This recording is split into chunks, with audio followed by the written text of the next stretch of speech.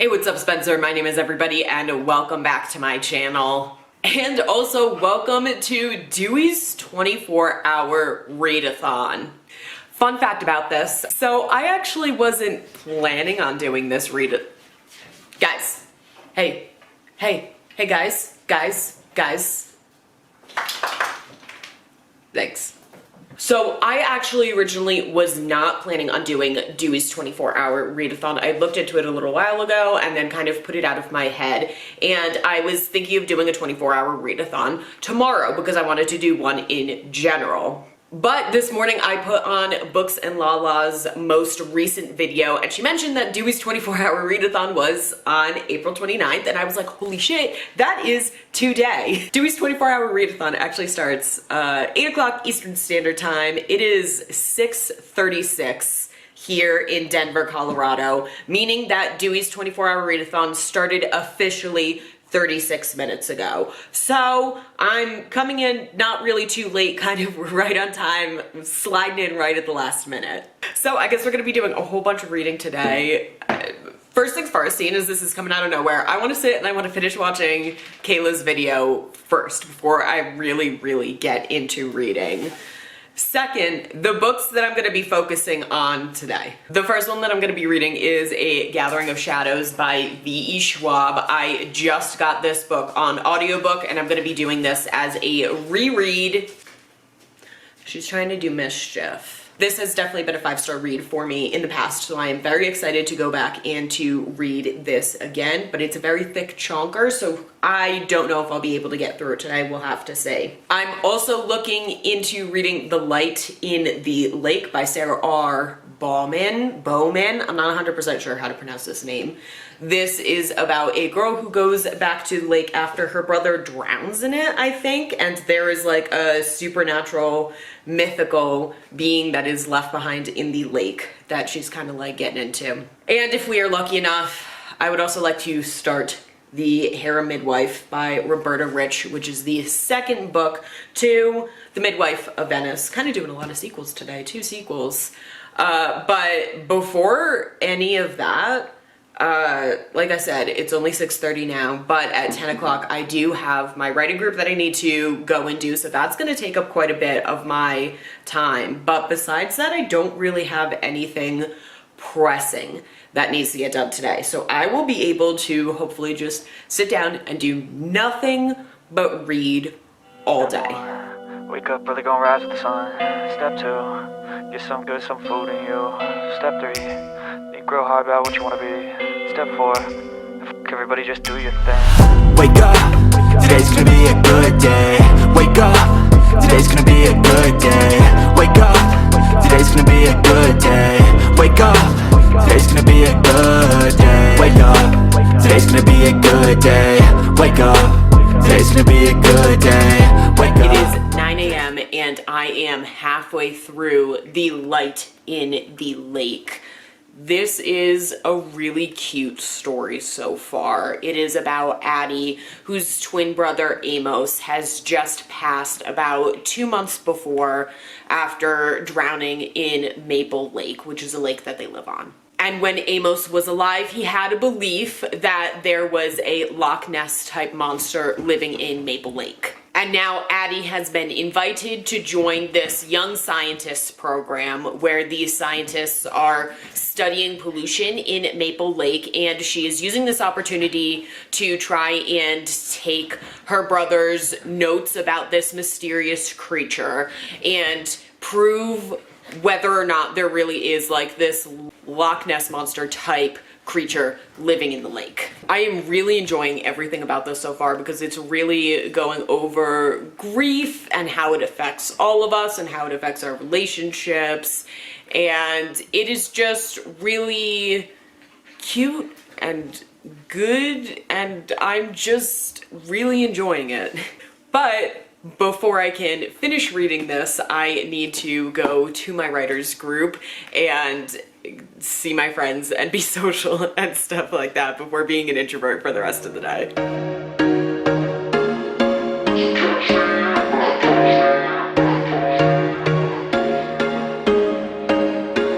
There was just once a day that I would pray for you. I'd go and misbehave just so you'd notice too. Sneaking looks up and down from across the room. And damn, what a hell of a view. I feel good, you look great, I like you, I can't wait. A first time, a first date, you're so fine, I'm so late. You sip wine, I drink straight. Don't waste time to my place. I feel my heart erase. So catch me if I fall.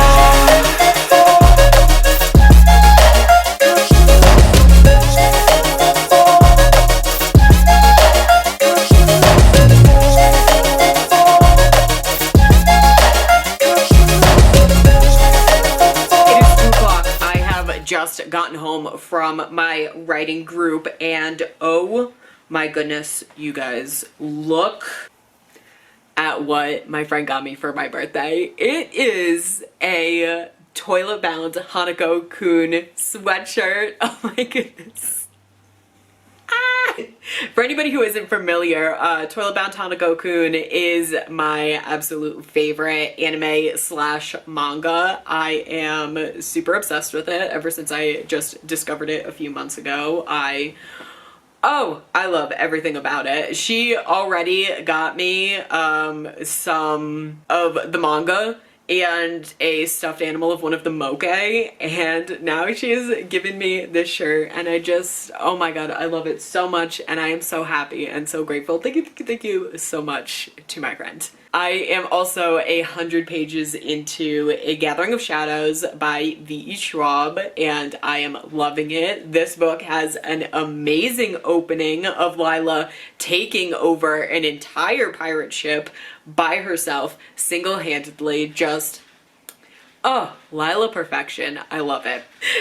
And Lila Bard from A Gathering of Shadows is actually who I named this Lila after, because I love the books so much, and I named her appropriately because Lila Bard in the book is a mischievous thief, and what do you think that this one does? She steals all day. That's all that she does. She doesn't even do anything with the things that she steals. She just takes it to take it. The only thing that I don't like about this is that Lila is just so obviously a trans man to me. Like, she frequently will dress up as a guy, pretend to be a guy, refer to women as though she herself is not one. So it just... it bothers me that Lila isn't, like, outwardly trans in any way, because she's clearly not cis. Like, I really wish that she transitioned to be a trans man. But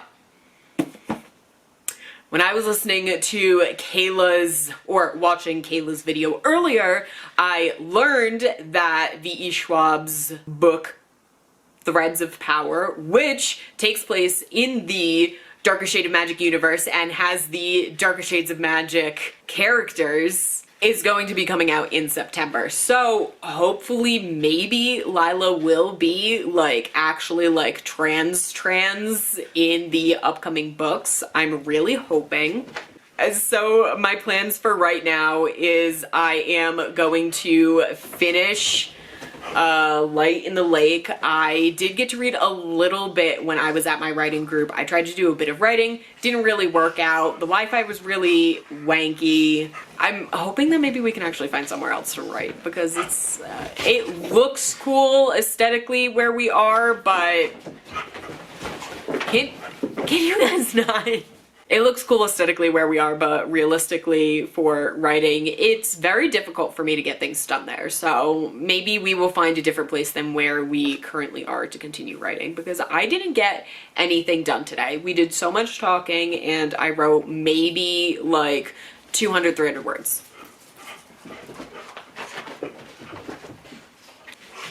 These guys, I guess I'm just gonna get to reading. What did I tell you guys about Lila being a thief? Literally, while I was, while I was filming that segment about you being a thief, you took a shoe from the closet and brought it into the living room.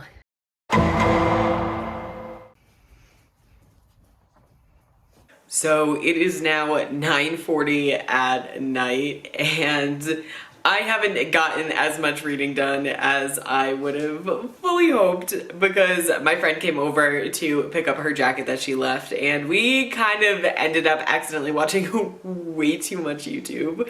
But I was able to finish The Light in the Lake while she was here, and I am going to be giving this book 4.5 stars. This was really great and really cute. I really liked it. I think this really explores sorrow and how it affects a multitude of people really well. I really liked everything about Addie trying to go and explore all of these things in the lake in order to honor her brother. I think that that made a lot of sense. The Loch Ness Monster-esque monster, I guess you could say, didn't end up being as much of a thing as I was originally thinking it was going to be. It was kind of ended up becoming a metaphor and being one of those like mystical things that you kind of like never find out about, which I did like.